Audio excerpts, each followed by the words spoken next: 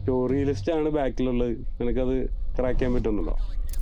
ഇംഗ്ലീഷായി മലയാളമായി hard core റീഡേഴ്സിന് കിട്ടാൻ വേണ്ടിട്ട് ഒരു മലയാളം അറ്റംപ്റ്റ്. നന്നാവട്ടെ. അപ്പൊ 7 ദോഷക്കഥകളാണ്. ഞാൻ അകത്തോക്കി വായിച്ചാൽ മതിയാ.